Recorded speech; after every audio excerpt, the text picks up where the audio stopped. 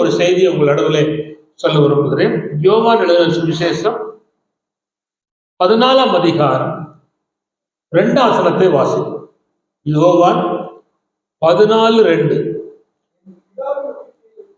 என் பிதாவின் வீட்டில் அநேக வாசஸ்தலங்கள் உண்டு, அப்படி இல்லாதிருந்தால் நான் உங்களுக்கு சொல்லியிருப்பேன்.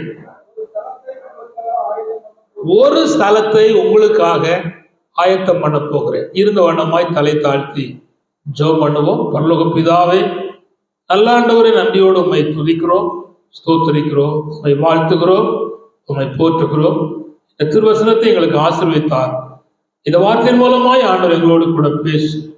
சமீபத்திலும் தூரத்திலும் ஆங்காங்கே இருந்து கேட்டுக்கொண்ட கர்த்தருடைய மக்களுக்கும் வசனத்தை நீர் அனுப்பும்படியா ஜெபிக்கிறோம்.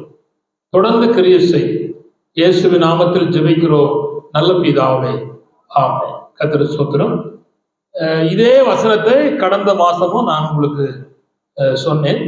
ஆனால் நான் இன்னைக்கு சொல்ல போகிற தலைப்பு என்னவென்றால், கவனிங்கள். என் பிதாவின் வீட்டு அநேக வாசஸ்தலங்கள் உண்டு. ஒரு வாசஸ்தலம் அல்ல, அநேக வாசஸ்தலம் உண்டு அப்படின்னு சொல்லிட்டார். உண்டு அப்படிங்கிற காரியத்தை சொன்னார். நான் உங்களுக்கான ஒரு ஸ்தலத்தை ஆயத்தம் பண்ண போகிறேன் என்று சொல்லுகிறார். நல்ல கவனிங்க. நான் இந்த 2 காரியத்தை உங்களுக்கு இந்த வசனத்துல சொல்ல விரும்புகிறேன்.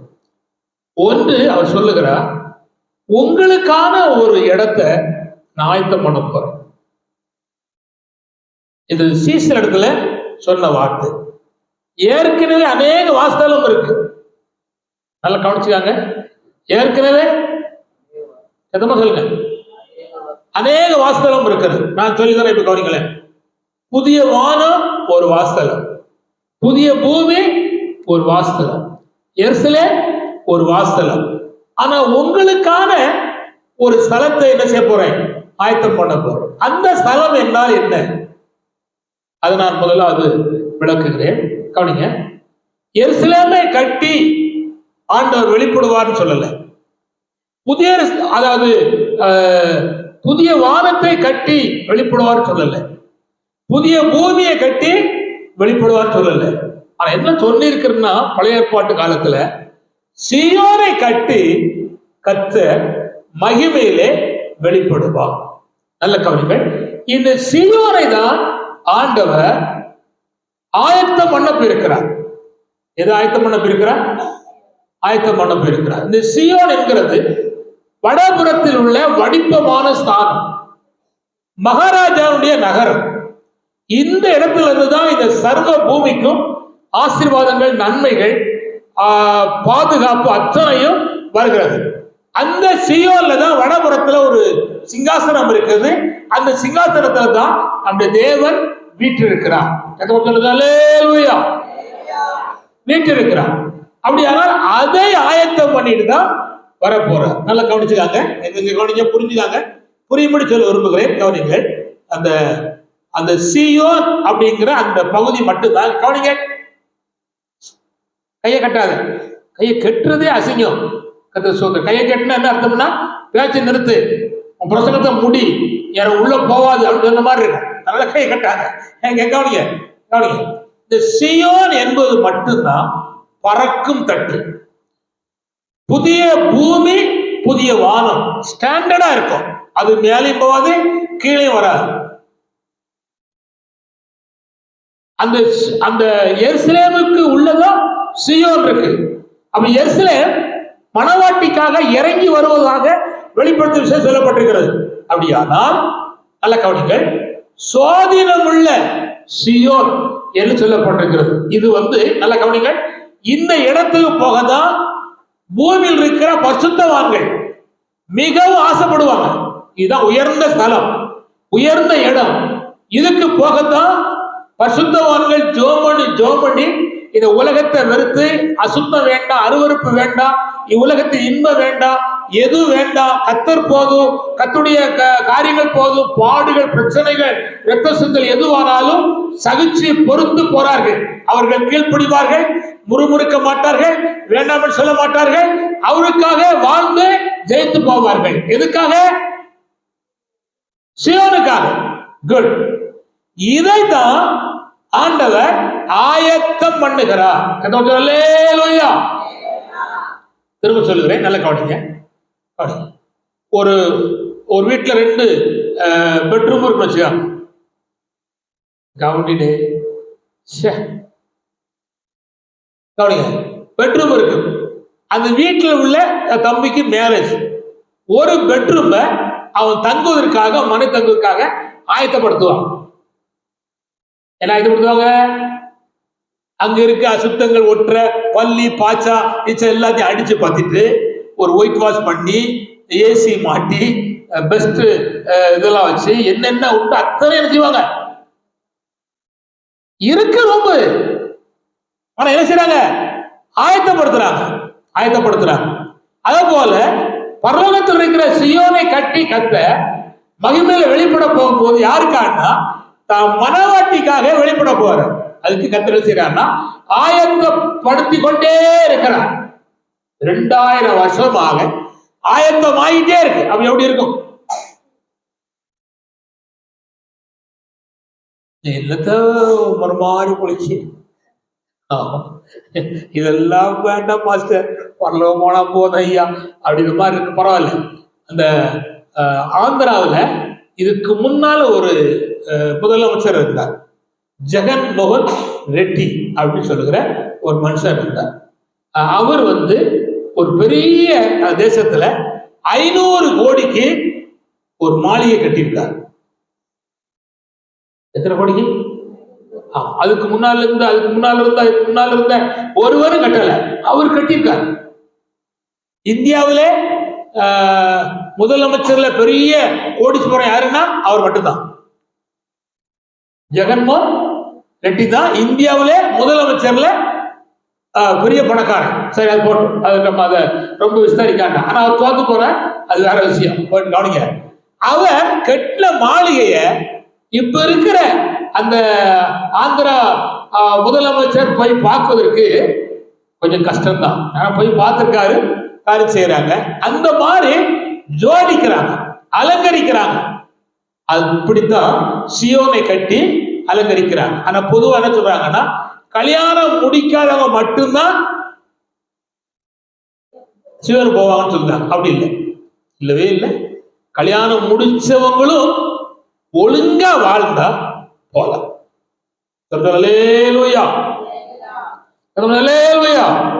பாக்கி இருக்கு, ஆனா விட்டுருங்க. நான் கவனிங்க. அதுல என்னுடைய பிதாவினிட்டு அநேக வாஸ்தலம் உண்டு அப்படின்னு சொல்லிட்டேன். நான் இன்னைக்கு உண்டு அப்படிங்கிற தலைப்புல ஒரு பகுதியும், ஒரு இடம் என்கிற ஒரு தலைப்பிலும், என்னண்டையிலே என்கிற ஒரு தலைப்பிலும் ரத்தின சுருக்கமாக நான் செய்தியை பகிர்ந்து கொள்ள விரும்புகிறேன். கொஞ்சம் கவனமா கவனிக்கும்படி அன்போட கூட கேட்கிறேன். முதல்ல நான் சொல்லுவது, கவனிங்க, பரலோகத்திலே உங்களுக்கு இடம் இருக்கு. நான் சொல்றேன், பரலோகத்தில் உங்களுக்கு இடம் வேணுமானா இந்த பூமியில அவர் அண்டையில ஒரு இடம் இருக்கணும். யார் அண்டையில இடம் இருக்கணும்? எதுவும் இல்லை. ஆமா, எனக்கு இன்னைக்கு நாச்சாருக்கு மாப்பிள்ளை வந்துட்டு போனாரு. அவர் வந்துட்டு போறோன்னு சொன்னார். நான் செத்தா வேற எங்கேயும் போயிடக்கூடாது. என்னுடைய நாச்சார் அண்டையில என்ன செஞ்சிடணும்? அவருக்கு துஷ்டிக்கு வரும்போதெல்லாம் சொல்லுவார், இன்னைக்கு களக்காட்டில் எங்க செய்யக்கூடாது, போயிச்சர கூடாது அவர் சொல்லி. அப்ப நான் சரி அப்படின்னு சொல்லி அவர் ஆதரவு கொடுத்துருமே சொல்லிட்டு, யாருக்கு முன்ன யாருக்கு முன்னாடி யாருக்கு தெரியும்? ஒன்றும் தெரியாது. அதனால யாருக்கும் கேரண்டி கிடையாது. சரி, எப்படியா அவர் வாஞ்ச விருப்பத்தை ஆண்டவர் நிறைவேற்றுவார். நான் என்ன சொல்றேன்னா, இங்கே அங்க போகணுமானா இங்கே அவர் அண்டையில் நமக்கு என்ன இருக்கணும்? இடம் இருக்கணும். அவருடைய பிரசனத்துல, அவருடைய வல்லமையில, அவருடைய கிருபையில, அவர் அண்டையில நமக்கு ஒரு இடம் இருக்கணும். சேம் விளங்குதா? அவர் அண்டையில ஒரு இடம் இருக்கணும். ஒரு அம்மா ஒரு ஜோம் பண்ணாங்க ஆண்டவர்கிட்ட பரலோகத்துல என் மகனுக்கு வலது பக்கத்துல ஒரு சீட், இடது பக்கத்துல ஒரு சீட். 2 பையன் தான் இருக்கான். 2 பேருக்கும் பெஸ்ட் சரிங்களா? இப்ப நான் சொல்றேன், கல்வாரி சிலுவையில இயேசு கிறிஸ்து மரித்தார். அந்த பக்கத்துல அடுத்த பக்கமும் இந்த பக்கமும் இந்த ரெண்டு பேரும் மரிச்சாதான்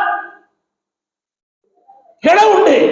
அவர் மறிச்சிட்டு இருக்கும் போது அந்த அம்மா கூப்பிட்டார், பையன் 2 பேரும் வர சொல்லு, அவனு கூப்பிட்டார். கற்பனையில சொல்லு, அவரு சொல்லிப்பா வேண்டவே வேண்டாம், என் பிள்ளைகள் என்னடில இருந்தாலும் போதும் சொல்லியிருப்பான். அப்ப அந்த இடம் வேணுமானா அந்த இடத்துக்கு போனாதான் முடியும். சரி, நான் இப்ப வேகமாக நான் முதல் பகுதியாக, அதாவது ஓர் இடம் அப்படிங்கிற அந்த பகுதிக்கு நான் வேகமாக சில வசனம் சொல்ல விரும்புகிறேன். ஆதியாகம 28:11. ஆதியாகம 28:11 வேகமா வாசிக்கணும். ஆதியாகம 28:11. ஓர் இடத்திலே வந்து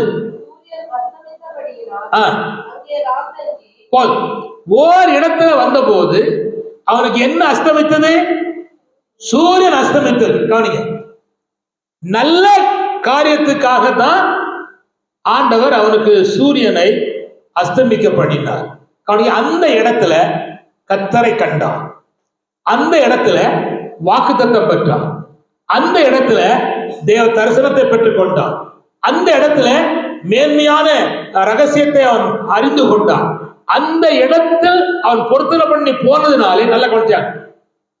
தம்பிமார் கவனிங்க, வெளிநாடு போறதா இருந்தா நான் சொல்லிதார் கவனிங்க, எந்த இடத்துல தேவன் உனக்கு தரிசனமானாரோ அந்த இடத்துக்கும் உனக்கும் சரியான பொருத்தனை பண்ணி போனா உன்னுடைய எதிர்காலத்தை ஆண்டவர் பொருளாதாரத்துல ஆசீர்வதிப்பார்.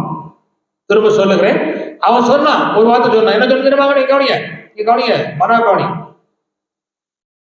ஜோன் கவனி, ஜோசப் கவனி, பர்ஜன் கவனி, கவனிங்க. என்ன சொல்ல தெரியுமா? தேவரீர் என் கூட இருந்து நான் போகி இடமெல்லாம் என்னோட கூட வந்து உன் ஆகாரம் தந்து உடுக்கு வஸ்திரம் தந்து திரும்ப இந்த இடத்துக்கு நீ கொண்டு வருகிறானால் எனக்கு தருகிற எல்லாவற்றையும் தசமாக தருவேன்னு சொன்னான். பொருத்தனையோடு போனான். இந்த பொருத்தனை தான் ஆண்டவர் 20 ஆண்டு காலத்துல அவனை ஆசீர்வதித்து உயர்த்தினார். அதுல 7 வருஷங்கள் அவனுக்கு எந்த ஆசீர்வாதமும் கிடையாது. நஷ்டத்துமே நஷ்டம். இவன் ஏமாத்தின போல மாமா அவனை ஏமாத்தினான். 6 வருஷத்துலதான் தேவன் 2 பரிவாரங்களுக்குரிய ஆசீர்வாதத்தை ஆண்டவர் கொடுத்தார். அது காரணம் என்னன்னா, அவன் தேவ சமூகத்திலே பொருத்தனையோடு போனதுனாலே ஆண்டவர் ஆசீர்வதித்தார். நான் கேட்கிறேன், இவ்வார்த்தையை கேட்கிற உனக்கு எதிர்காலத்தில் தேவன் பொருளாதாரத்திலே அல்லது சகல காரியத்தில் மேன்மையான ஆசீர்வாதத்தை ஒரு தருணமானா நீ தேவனுக்கு முன்பாக எடுக்கிற பொருத்தனை தான் ஆசீர்வாதத்தை கொண்டு வரும். அல்லேலூயா. நான் திரும்ப சொல்லுகிறேன், திருக்கரங்குடி சர்ச்சில இப்ப இருக்கிற ரஞ்சினியினுடைய அப்பா டேனியல் அண்ணாச்சி, அவர் வெளிநாடு போகல, அவர் உள்நாட்டுல இருக்கார். டீச்சர் மட்டும் தான் வேலை பார்த்தாங்க. ஆனா அவர் சும்மா இருந்தார். அவர் எஸ்டேட் டிபார்ட்மெண்ட்ல படிச்சு இருந்தார். அப்ப திருக்கரங்குடி தயனேந்தி வீட்டுல வந்து ஆராய்ச்சி நடக்கும். அந்த ஆராய்ச்சிக்கு வருவார். அப்ப எல்லாரும் ஜெபம் பண்ணுவாங்க. அவர் சொல்லுவார், என்னை கர்த்தர் ஆசீர்வதிப்பார், ஆனால் இந்த ஃபுல் காஸ்பல் சர்ச்சுக்கு நான் இடம் வாங்கி கொடுப்பேன், உண்மையா கடைசி வரை வாழ்வேன் அப்படின்னு சொல்லி அவர் பொருத்தனை பண்ணினார். எல்லாரும் பொருத்தனை கட்டாங்க, எல்லாரும் ஜெபம் பண்ணாங்க. அந்த ஆண்டை கர்த்தர் அவரை வெளிநாடுக்கு கொண்டு போனார். இப்பொழுது அந்த சந்ததிகள் ஆசீர்வாத காரணம் என்னன்னா, அவர்கள் பொருத்தனை பண்ணினார்கள், பொருத்தின்படி செயல்பட்டார்கள். கர்த்தர் அவர்களை ஆசீர்வதித்தார். அல்லேலூயா. நீங்க வந்து போகிற காரியம் அல்ல, உங்களுக்கும் தேவனுக்கும் இருக்கிற பொருத்தனையிலே நீங்கள் கவனமா இருக்கும் பொழுது கர்த்தருடைய எதிர்காலத்தை ஆசீர்வதிப்பார். அப்ப அந்த ஒரு இடம் என்பது கவனிங்க, அவனுக்கு எதிர்காலத்தை நோக்கின ஒரு இடமாய் மாற்றினது. 2வது ஒரு இடத்தை நான் உங்களுக்கு சுட்டிக்காட்ட விரும்புகிறேன். கர்த்தர் ஸ்தோத்திரம். அதை நான் கடைசியில் சொல்றேன். அப்போஸ்தலர் 8:36 வாசிங்க. அப்போஸ்தலர் 8:36. அப்போஸ்தலர் 8:36. அப்போஸ்தலர் 8:36.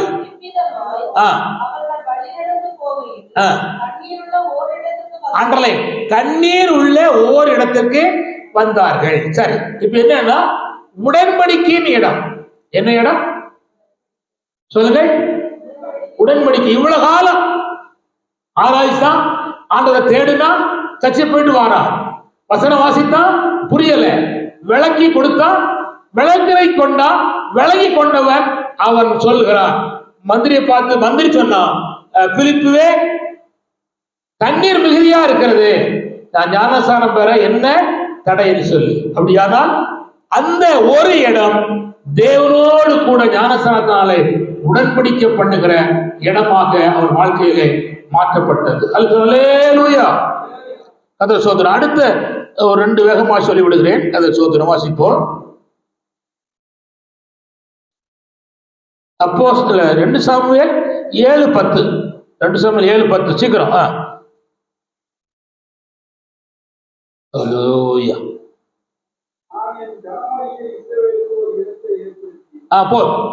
என் ஜனமாகிய இஸ்ரவேலுக்கு நான் ஒரு இடத்தை ஏற்படுத்தி.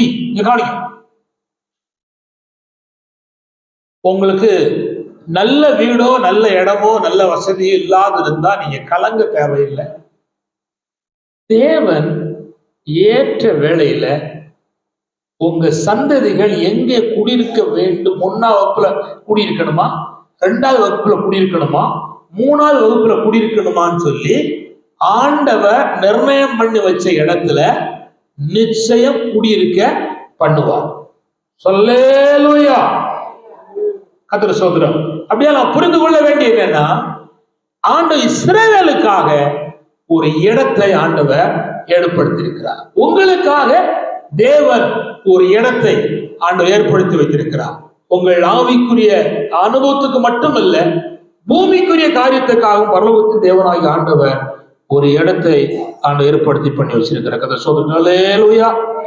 சரி, நான் அந்த பகுதியை நான் நிறுத்திவிட்டு, கர்த்தர் ஸ்தோத்திரம், அந்த 2 சாமுவேல் 15-17 கூட வாசிங்க. 2 சாமுவேல் 15-17.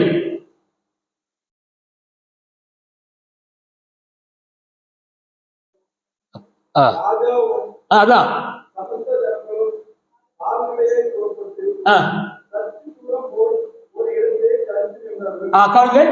கவனிங்க. யாருக்கு பயந்து ஓடல, அப்சலோமை காப்பாற்றுவதற்காக ராஜாவா இருந்த தாவீது அரியணை விட்டு, சிங்காசனத்தை விட்டு, அரண்மனை விட்டு கால்நடையாக, செருப்பு இல்லாம கால்நடையாக மக்னான் என்று சொல்லும் இடத்துக்கு அவன் போகிறான். கவனிங்க. போகும்போது ஒரு இடத்துல தரித்து நிற்கிறான். ஒவ்வொரு இடத்துல தரித்து நிற்கிறான். நீ கவனிங்க, நீ கவனிங்கள். ஏன் நிற்கிறான் அப்படின்னா, 2-3 பேர் பின்தொடர்ந்து போறாங்க. அவங்க இவங்க கூட போறதுக்கு தேவ சித்தம் அல்ல. அவளை அனுப்பி எருசலேமுக்குள்ள என்ன நடக்குங்கிற எனக்கு தூது சொல்லு அப்படிங்கிறதுக்காக அனுப்பிவிட்டார். அந்த இடத்துல நின்றான். அப்ப அந்த நின்ற இடம் என்ன இடம்னா, கவனிங்க, தரித்து நின்ற இடம் தேவனை நினைத்த இடம். கர்த்தர் சித்தமானார், அவர் என்ன பிரியமா இருந்தார், போகிற என்னை திரும்ப எருசலேமுக்கு கொண்டு வருவார் என்று கர்த்தர் நினைத்த இடம் தான் அந்த தரித்து நின்ற இடம். அல்லேலூயா. திரும்ப சொல்லுகிறேன், நீங்கள் போகிற பிரயாணத்தில் நெருக்கங்கள், நாசமோசங்கள், மோசடிகள், அகாமிய காரங்கள், பொல்லாதவைகள் உங்களை மோதி அடிக்கும் போது, உங்களை அழைத்த தேவனை நினைத்து என்னை தேவன் மீண்டும் நடத்துவார், மீண்டும் என்னை பாதுகாப்பார், இந்த வல்லடிக்கெல்லாம் கர்த்தர் விலக்கி காப்பார், இந்த நோய்க்கும் பேய்க்கும் பொல்லாத மனுஷனுக்கும் கர்த்தரை விலக்கி காப்பார் என்று சொல்லி நினைவு கூர்ந்து ஒரு இடத்தை நீங்கள் சோத்தரிக்க வேண்டிய இடம் உண்டு. அல்லேலூயா. அந்த இடம் தான் தாவீதுக்கு தேவன் வைத்திருந்த அந்த மேன்மையான இடம். கர்த்தர் ஸ்தோத்திரம். இன்னும் நான் ஒரு 2 இடத்தை நான் வேகமாக சொல்லிவிட விரும்புகிறேன். கர்த்தர் ஸ்தோத்திரம். அது மத்தேயு சுவிசேஷம் 14ஆம் அதிகாரம் 13 வசனம். சீக்கிரம் வாசிங்க. மத்தேயு 14:13. 14.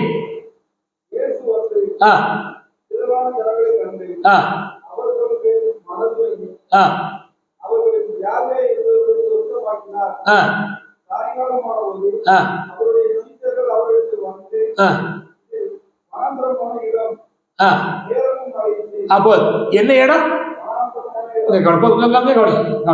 கவனிங்க, என்ன இடம்? வனாந்தரமான இடம். எதுக்கு சொன்னாங்கன்னா கவனிங்க, சாப்பாட்டுக்கு வழி இல்லாத இடம், சாப்பாடு கிடைக்காத இடம், சாப்பாட்டுக்கான ஏது அங்க இல்லாத இடம். ஆனா ஆண்டவர் அந்த இடத்துல கொஞ்சம் மீனை வச்சு தேவன் பெருக பண்ணி எல்லாரும் திருப்தி பண்ண இடம்தான் வனாந்தரம். நம்முடைய கண்களுக்கு அது வனாந்தரம், தேவனுடைய பார்வைக்கு அது வனாந்தரம் அல்ல, அது ஆசீர்வாதத்தின் பெருக்கமான இடம். அல்லேலூயா. அது கர்த்தரின் ஆசீர்வாதத்துக்கு பெருக்கமான இடம் தான் வனாந்தரமான இடம். நீங்கள் கடந்து போகிற சில பகுதிகள் உங்கள் கண்களின் பார்வைக்கு செழிப்பில்லாம, மோசமாக, வறட்சியாக, அது மேன்மையான காரியங்களை அறிய முடியாத நிலைமையிலே காணப்படலாம். ஆனால் அது கர்த்தருடைய பார்வைக்கு ஆசீர்வாதமும் பெருக்கமும் முன்னேற்றமும் மேன்மையும் தருகிற இடமாக அவர் மாற்ற வல்லமை உள்ளவர். அல்லேலூயா. கொஞ்சம் உங்களுக்கு புரியும்படி சொல்ல விரும்புறேன். நீங்க வாசிக்கன்னா சொல்லு, ஆதியாகமம் 26ஆம் அதிகாரம் 8ஆம் வசனத்தை வாசிக்கன்னா எழுதிக்காங்க. என்ன நடக்குன்னா, ஆபிரகாம் காலத்தில் உண்டான பஞ்சத்தை போல ஈசாக்கின் காலத்துல பஞ்சம் உண்டானது. ஆபிரகாம் காலத்துல பஞ்சம் உண்டாகும் போது எங்க போனான்னா எகிப்துக்கு போனான். அங்க போனதுனால ஒருத்தைய கூட்டிட்டு வந்தான். யாரு? ரைட். அவன் இன்னும் பிரச்சனையா இருக்கா. அதே வழியில தான் யார் போறா? ஈசாக்கு போறான். அப்ப ஈசாக்க கர்த்தர் தடுக்கிறார். தம்பிமார் கவனிங்க, தடுக்கிறார். தடுத்த உடனே ஸ்டாப் ஆயிட்டான். ஆண்டவர் சொன்னார், இந்த கேராரில் குடியிரு. கேரார் என்றால் உஷ்ணமான இடம், கேரார் என்றால் பாறைகள் நிறைந்த இடம், கேரார் என்றால் வறட்சியான பூமி. அங்கே கர்த்தர் குடியிருக்க சொன்ன யாரு? கர்த்தர். ஈசாக்கு தான் சொன்னாரு. சொன்னது யாரு? கர்த்தர். எப்படிப்பட்ட இடம்? பாறை, வறட்சியானது, உஷ்ணமானது, விதைப்புக்கு வாய்ப்பு இல்லை. அது என்ன காலம்? பஞ்ச காலம். ஆனா ஆண்டவர் சொன்னார் விதை அப்படின்னா. கவனிங்க, விதைச்சா. இப்போ விதைக்கு முன்னால ஒரு சம்பவம் நடக்கும். கவனிங்க, ஆண்டவர் சொன்னார், இங்க ஒரு நீரூற்றை தோண்டு அப்படின்னா. தோண்டுங்க. ஒரு 4 அடுக்கு பாறைக்கு கீழே வெள்ளோட்டம் போகுது, தண்ணி ஓடுது, ஆறா போகுது. நல்லா கவனிங்க, நீங்க கவனிங்க. மேல வறட்சி, மேல பாறை, மேல உஷ்ணம், மேல ஒண்ணும் இல்லை, ஆனால் கீழே ஆசீர்வாதம் வச்சிருக்கிறார். உங்க பார்வைக்கு அது மோசமான சூழ்நிலை, ஆனா ஆண்டவர் வச்சிருக்க இடம் ஆசீர்வாதமான இடம். அல்லேலூயா, அல்லேலூயா. கஷ்டப்பாடு பட்டு தோன்றின போது கீழே போன அடுத்த நிமிஷத்துல ஏகப்பட்ட தண்ணி வேற எங்கேயும் வந்து வரல. அந்த கேணிலிருந்து இறைச்சி ஊத்தி தான் பயிரை விளைய வச்சா. விதைச்ச போது எல்லாரும் சொன்னா, இத்தனை ஆண்டு காலம் ஆச்சு இந்த கேரளாவில் விளைச்சதே கிடையாது, என்ன அறுக்க போறான் அப்படின்னு கேலி பண்ணிருப்பான், ஒரு மாதிரி பார்த்திருப்பான். ஆனா எத்தனை மடங்கு பெற்றான்? சொல்லுங்க. இப்ப 100 மடங்கு என்ன ஆசீர்வாதம் இருக்கு?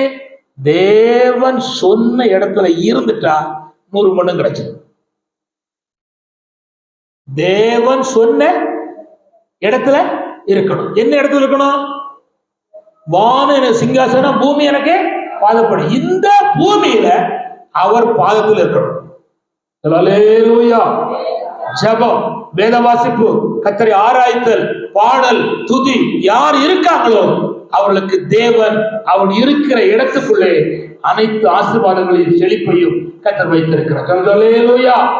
அதனால நம்ம பார்க்க இருக்கிறது வனாந்தரம், ஆனா உள்ளே ஆசீர்வாதத்தை கத்தர் வைத்திருக்கிறார். உங்கள் அனைவருக்கும் அந்த ஆசீர்வாத நன்மை கத்தர் வைத்திருக்கிறார். நான் இந்த பகுதியில் இன்னொரு வசனத்தை மட்டும் நான் சொல்லி விரும்புகிறேன். கதை சோதரம் லூக்கா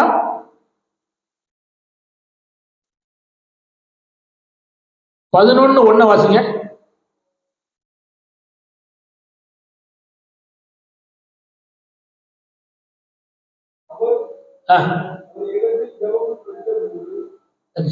வாசிக்க நல்ல தமிழ் தானப்பா வாசிக்க. அவர் ஒரு இடத்தில் ஜெபம் பண்ணி, அப்போ அவர் ஒரு இடத்தில் ஜெபம் பண்ணி, அந்த இடம் என்ன இடம்? ஜெபம் பண்ற இடம். என்ன இடம்? ஜெபம் பண்ற இடம். உங்க வீட்டுல நீங்க ஜெபம் பண்ணுவதற்கே ஒரு இடத்த, அதுக்காக தனி ரூம் இருக்கு அவளுக்கு கேட்கல. இருக்கிற ரூம்ல ஒரு ரூம்பா இருக்கட்டும், அந்த ஒரு ரூம்ல ஒரு இடத்துல ஒரு மூலையில நீ உட்கார்ந்து ஜெபம் பண்ற இடமாக இருக்க வேண்டும். அல்லேலூயா, அல்லேலூயா. நான் இந்த இப்பொழுது இஸ்ரவேல் மாத்தா இருக்கிற அந்த நடு ரூம்ல ஒரு இடம் இருக்கு. அந்த இடம் யாரும் இப்போ அவங்க என்ன பயன்படுத்துறாங்கன்னு தெரியல. யாரு வந்து உட்கார்ந்தாலும் ஒரு அபிஷேகம் இறங்கும். அது மாதிரி திருக்கரங்குடி பழைய ஜெப வீட்டுல அந்த தெற்க இருந்து அந்த நடு மெயின் வாசல்ல குறுக்கு வாசல் வழியா உள்ள போறதில்ல. இந்த பக்கமும் இந்த பக்கமும் யார் உட்கார்ந்தாலும் ஆசீர்வாதம் உண்டாகும். அது காரணம் என்னன்னா, மதர் கிரேஸ் உட்கார்ந்து ஜெபம் பண்ண இடம். அதனால நான் சொல்லுறேன்னா, அந்த ஒரு இடம் என்கிற அந்த இடத்தின் மேல் தேவனுடைய பாதுகாப்பும் ஆசீர்வாதமும் இருந்து கொண்டே இருக்கிறது. அல்லேலூயா. ஆனால் நீங்க புரிந்து கொள்ள வேண்டிய விசேஷம் என்னவென்றால், அந்த தன்மையை நீங்கள் மறந்துவிடக்கூடாது. கர்த்தர் ஸ்தோத்திரம். நான் இப்பொழுது இந்த ஓர் இடத்தை நான் உங்களுக்கு சொல்லிவிட்டேன். என்ன அண்டையிலே கவனிங்கள், அது இடம் உண்டு அப்படிங்கிற அந்த காரியத்துக்கு நான் ஒரு வேகமாக சொல்ல விரும்புகிறேன். கர்த்தர் ஸ்தோத்திரம். அல்லேலூயா. கர்த்தர் ஸ்தோத்திரம். அது என்ன என்பதை நான் 1, 2, 3, 4, 5, 6, 7 காரியத்தை இதை மட்டும் சொல்ல முடியும். அப்புறம் சமயம் இல்லை. அதுக்கப்புறம் என்னண்டியில உள்ள காரியத்திற்கு 11 காரியம் வைத்திருக்கிறேன். அதை கர்த்தர் சித்தமானால் ஏற்கனவே ஒரு செய்தி பாதிலனுக்கு அதையும் உங்களுக்கு சொல்லுவேன். ஆனா அந்த அடுத்த வாரத்துல நான் சொல்ல விரும்புகிறேன்.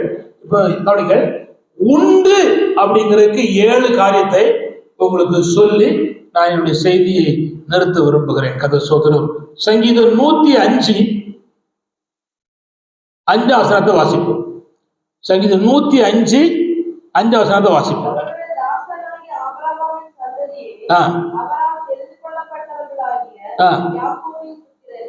இல்ல 125 5 வாசிங்க. 125 5.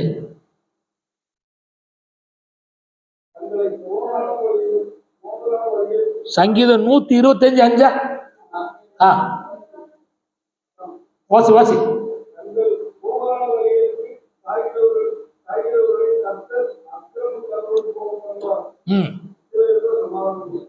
கவனிங்க, திரும்ப வாசிப்பா.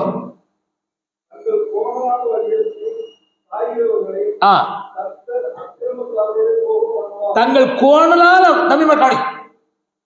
நீ ஆண்டுடைய வழியை விட்டு கோணலா வழியை போய்கிட்டே இருப்பேன்னா போன விட்டுருவார். அவர் விட்டுட்டாருன்னா ஆபத்து. நான் திரும்ப சொல்லுகிறேன், இந்த கவனிங்க.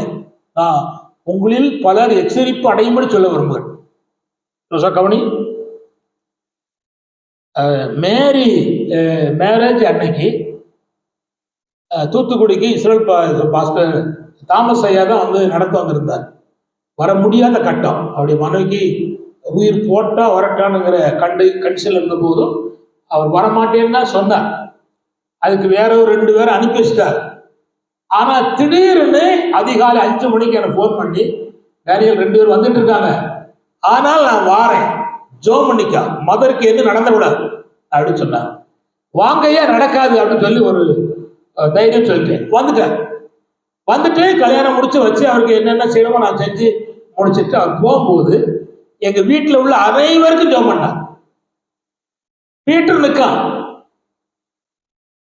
பீட்டர் ஜெபம் பண்ண போடும்போது உனக்கு நான் ஜெபம் பண்ண மாட்டேன்னு போயிட்டார். கவனி ஜான் ஆபிரகாம், ஜோசப் கவனி. எனக்கு ரொம்ப வேதனை. அவர் வெறுத்துட்டாருன்னா சீட்டு கிளிய போன்னு அர்த்தம். எனக்கு ஒரு ஒரு ஒரு ஊழியத்துல பயங்கரமான பிரச்சனை பண்ணி கொண்டிருந்த ஒரு விசுவாசியை பார்த்து அவர் சொன்னாரு, நீயும் பணமும் நாசமாய் போவதாக. அதுக்கப்புறம் அந்த ஆள் உயிரோடு வாழல. அதே போலதான் பீட்டருடைய காரியமும் சடன்லியா முடிஞ்சு போறது. நான் திரும்ப சொல்லுகிறேன், உங்களில் திரும்ப திரும்ப சொல்றேன், அக்கிரமக்காரரோடு நீ போகும்போது கர்த்தரே போட்டுருவார். திரும்ப திரும்ப எச்சரிக்க மாட்டார். சொல்லுவார், எச்சரிப்பார், போராடுவார். திரும்பவும் நான் இப்படிதான் போவேன் அப்படின்னா போட்டுருவார். பிலியாவை பார்த்து ஆண்டவர் கேட்டார், வந்திருக்கவன் யாரு அப்படின்னு கேட்டார். ஆண்டவரே வந்து கேட்டார், இப்படி பாலாக் ராஜா அனுப்பி இருக்கிறா அப்படின்னு சொன்னாங்க. அப்போ நான் போகவான்னு கேட்டா போகக்கூடாதுன்னு சொல்லிட்டேன். போ சொல்லிட்டான். திரும்ப கொஞ்சம் பணம் கவனிங்க, திரும்ப பணம் கனம் தருவேன்னு சொன்ன உடனே திரும்ப வந்தாங்க. இப்ப ஆண்டவர் வரல, இவன் போய் ஆண்டவர் போய் கேட்க போறான். இவன் மனசு எப்படி இருக்கு? போகணும் அப்படின்னு என்ன இருக்கு? ஆண்டவர் போ அப்படின்னு முதல்ல அவரே கவனிச்சாங்க. அவரே வந்து வந்திருக்கவன் யாரு அப்படின்னு கேட்டார். போகக்கூடாதுன்னு சொன்னார். திரும்ப அவன் சொல்லிட்டான். திரும்ப வந்த போது இவன் போ மனசு இருந்து போன்னு சொல்லிட்டார். ஆனா போன்னு சொன்ன ஆண்டவர் இவன் வாழ்க்கையில ஒரு தடை வரணும்னு அவரே வந்து நின்றான். அதையும் அவன் மிஞ்சினான். அவன் சொன்னா, நீதிமான் போல் மறிப்பது போல் மறிப்புன்னு சொன்னான். நீதிமான போல மறிக்கல. வாழ்க்கை விபரீதமா போயிட்டு நீங்க சொல்லப்பட்டிருக்கிறது. அந்த வசனத்தை திரும்ப வாசிப்பான். கவனிங்க, பரிச்சை கவனி, மனோவ கவனி, ஜான் கவனி, ஜோசப் கவனி. தங்க கோணலால், அடுத்த கோணல் இல்ல, உங்களுக்குள்ளே கோணல் இருக்கு. சாய்கிறவர்களை யாரு போக பண்ற? கர்த்தரே போ ஆள விட்டுறார். அப்படி விடவே கூடாது. இங்க வந்திருக்கிற வர முடியாது தடைப்பட்டிருக்கிற யாருக்கும் சொல்றேன், யாருக்கும் நிலைமை வரவே கூடாது. கர்த்தர் சோதரம். ஆனா அது சொல்லப்பட்டிருக்க அர்த்தம் வாசிமா, இஸ்ரவேலருக்கு என்ன உண்டு? சமாதானம் உண்டு. இஸ்ரவேலருக்கு என்ன உண்டு? சமாதானம் உண்டு. ஆண்டவரிடத்துல இஸ்ரவேலருக்கு என்ன உண்டு? சமாதானம் உண்டு. அடுத்த ஒரு வார்த்தையை வாசிக்க விரும்புகிறேன்.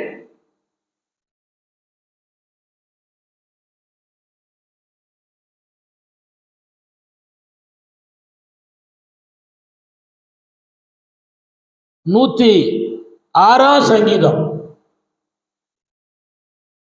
4-2 வாசிக்க. 4-7.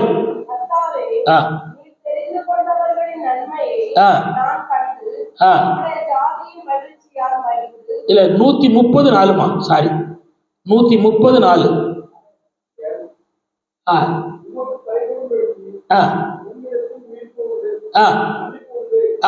கவனிங்க, என்ன உண்டுன்னா 3 காரியம் இருக்கு.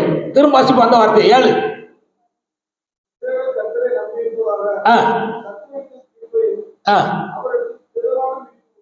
திரளான மீட்பும், அதான் 3 காரியம். அதான் கவனிங்க, மீட்பு உண்டு, மன்னிப்பு உண்டு, கிருபை உண்டு. யாருக்கு? தேவனிடத்துல வருகிறவனுக்கு இந்த மேன்மை ஆண்டவர் தருகிறார். கர்த்தர் சோதரம். அடுத்து சொல்ல விரும்புகிறேன், எரேமியாவின் புஸ்தகம் 6:12. எரேமியா 6:12. சீக்கிரம் வாசிங்க. எரேமியா 6:12.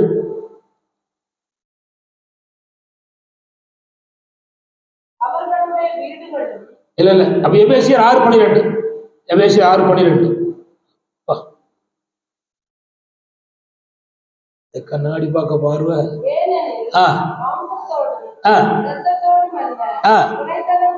துரைத்தனங்களோடும் அதிகாரங்களோடும்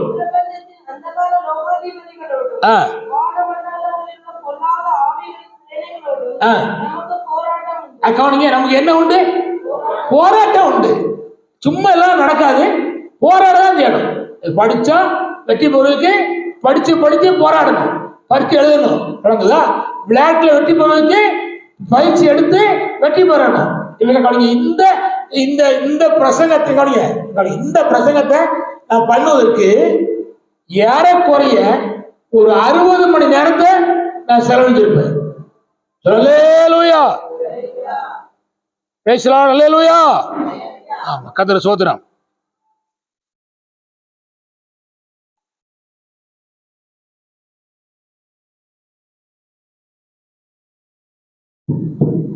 கர்த்தருக்கு மகிமை உண்டாகட்டும். கர்த்தர் ஸ்தோத்திரம். அதனால நமக்கு அறிய வேண்டிய என்னவென்றால், ஆண்டவர் நமக்கு நல்ல வசதி இருக்கு, மகிழ்ச்சி இருக்கு, செழிப்பு உண்டு அப்படின்னு நிலையில போக முடியாது. நமக்கு என்ன உண்டு?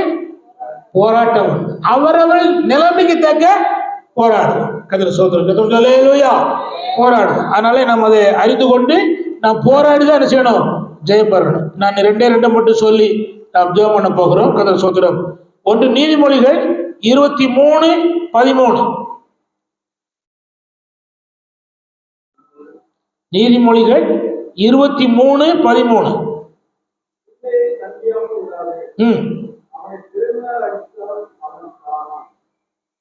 நீதிமொழிகள் 23:13. திரும்ப திரும்ப வாசிப்பா.